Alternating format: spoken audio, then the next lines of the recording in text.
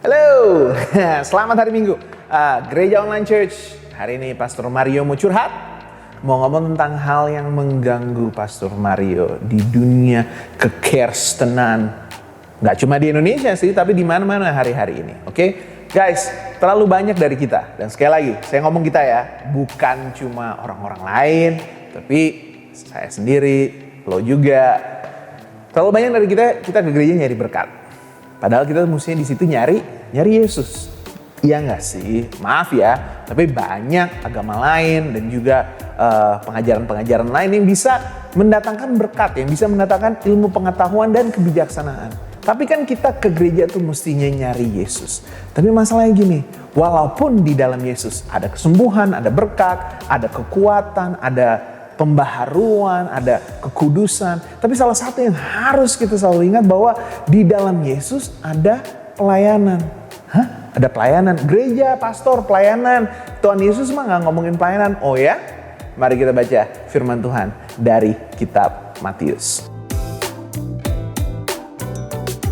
Di kitab Matius, setelah Yesus lagi jaya-jayanya, dia sembuhin ribuan orang, mengajar ribuan orang yang ada roh jahat, menerima kelepasan, kan ada ditengking roh-roh jahatnya. Di situ tahu Tuhan Yesus tanya sama murid-muridnya, lo ngerti gak sih gue ini siapa? Dan mereka bilang, lo tuh anak manusia, lo tuh Mesias, lo tuh juru selamat. Dan di situ Tuhan Yesus bilang, oke, tapi lo supaya ngerti ya, I come here, gue datang ke sini untuk menderita dan mati di atas kayu salib supaya ada kebangkitan. Dan tentunya kita tahu bahwa kalau dia mati dan dia bangkit, kita akan bangkit juga. Itulah kabar baik. That's the good news. Tapi mereka gak mengerti. Gak ngerti. Karena kenapa? Mereka lihat Yesus jaya-jayanya. Yang lumpuh bisa jalan, yang buta bisa melihat. Iya gak sih? Arti tadi takut banget ngomong, yang buta bisa jalan. Takut kebalik gitu. But guys. Tapi memang ada kesembuhan dan sebagainya. Tapi Tuhan Yesus bilang, this is just bonus. This is only part. Nggak utuhnya seperti ini. Betul ada kesembuhan, betul ada pemulihan. Tapi pada akhirnya, if you follow me, it's about suffering and death. Itu untuk mengorbankan diri, untuk melayani orang banyak. Guys, di sini yang membedakan Yesus dengan orang-orang yang ada di dunia sekarang. Bahkan pendeta-pendeta yang ada di dunia sekarang. Untuk Yesus, it's not about himself. Tapi tentang apa yang dia mau lakukan untuk melayani Bapanya di surga dan orang-orang di sekeliling dia. Dan saya mau katakan sekali lagi, kalau kita cari berkat, kalau kita cuma cari kesembuhan, berarti kita gak bertemu dengan Yesus. Padahal itulah berkat terbesar yang kita bisa terima, is that we can be like Jesus. Kita bertemu dengan dia, kita mengikuti dia, dan pada akhirnya kita menjadi serupa dengan dia. Dan kalau Tuhan kita adalah Tuhan yang bukan cuma bisa menyembuhkan, memberkati, dan memberi makan dan sebagainya, tapi Tuhan yang mau untuk menderita, mati, dan melayani, berarti kita sebagai anak-anaknya harus siap untuk melayani dia dan orang-orang yang dia taruh di sekeliling kita.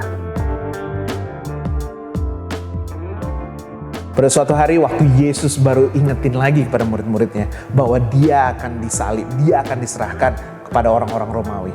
Ada seorang ibu-ibu datang. Ibu-ibu datang bilang, Tuhan Yesus, boleh gak sih anak saya yang lucu-lucu ini, Yohanes sama Yakobus, boleh gak mereka?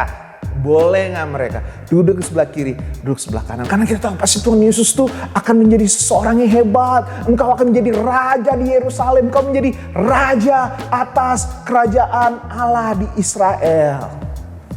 Dan Tuhan Yesus bilang, gila nih orang ngedengerin gak sih? Gue baru ngomong tentang salib, gue baru ngomong tentang pengorbanan, gue baru ngomong tentang melayani. Lalu Tuhan Yesus lihat kedua anak itu terus bilang, lo tuh tahu gak sih apa yang gue mau lakukan? Dan terus Yohanes sama Yakobus bilang apa? Kami siap.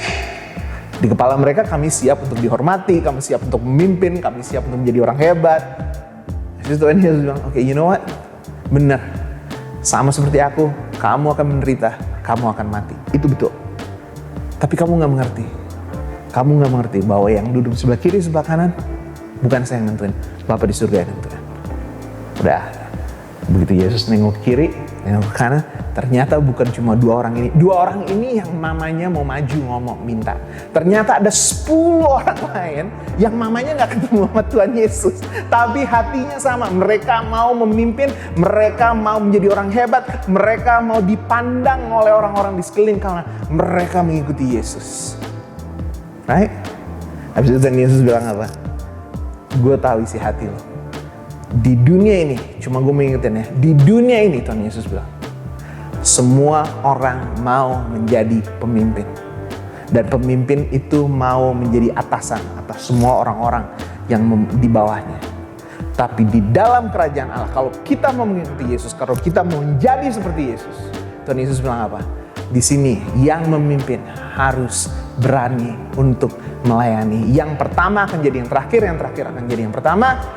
Kita adalah orang-orang yang selalu siap untuk melayani. Guys, terlalu banyak kalau kita ngomong pelayanan di gereja, pikirannya apa? Main musik, khotbah, ya nggak sih? Pengumuman. Tapi it's more than that, it's bigger. Itu jauh lebih luas, ya. Mendoakan orang itu adalah pelayanan. Telepon, how are you? Lo apa kabar? SMS, ya nggak sih? Atau datang, kunjungin orang, atau buka rumah. Orang bisa datang silaturahmi, kalau lagi nggak pandemik ya, atau pakai masker. Itu adalah jenis-jenis pelayanan. Orang meninggal, kita datang. Ya nggak sih? Orang ulang tahun, orang nikah, mereka undang, kita datang. Jangan lupa kasih angpau. Itu kan jadi berkat. Kita jadi berkat, kita melayani orang, terutama satu sama lain di gereja. Sekali lagi, kalau kita mau menjadi seperti Yesus, kita mesti dengerin dong. Bukan cuma dengerin apa yang diajarin, tapi lihat dia ngapain.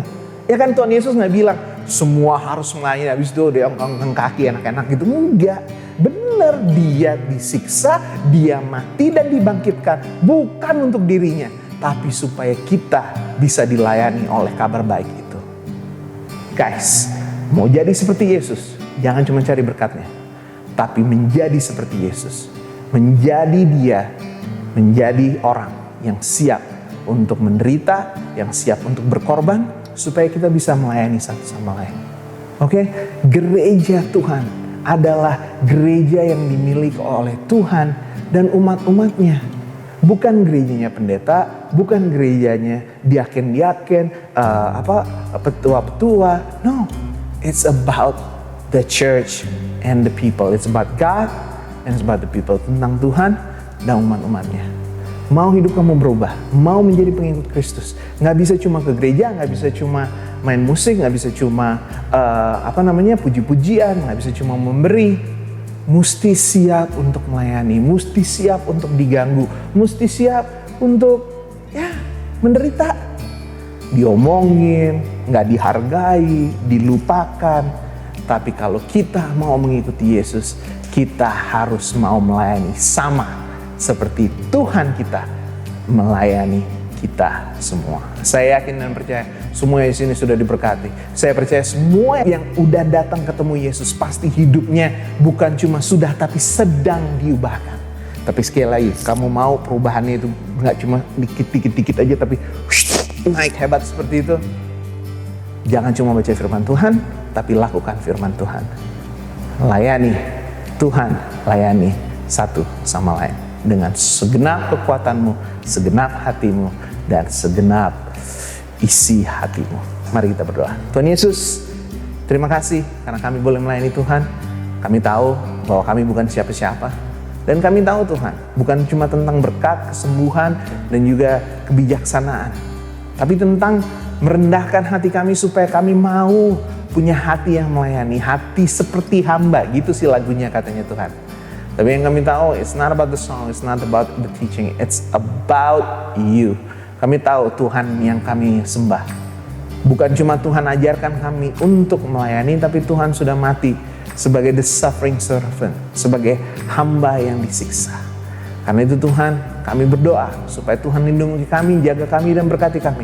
Tapi jangan sampai kami takut untuk susah, untuk terganggu, untuk menderita, untuk melayani Tuhan dan gereja kami. Hidup kami buat Tuhan Yesus, keluarga kami buat Tuhan Yesus, gereja ini tentunya buat Tuhan Yesus. Kiranya Tuhan mau menjaga, memberkati, dan menggunakan kami supaya kami bisa melayani lebih hebat lagi. Dalam nama Bapa, Putra, dan Roh Kudus. Semua yang percaya katakan amin. Terima kasih untuk semua yang ada di sini. Jangan takut kalau Tuhan panggil untuk melayani. Dan untuk semua yang sudah melayani bersama-sama kami di Gereja Online Church. Untuk semua yang main musik, semua yang pimpin pujian, semua yang syuting, edit video, semua yang bantu website dan juga multimedia dan sosial media dan sebagainya. Thank you so much. Tuhan Yesus memberkati. Peace.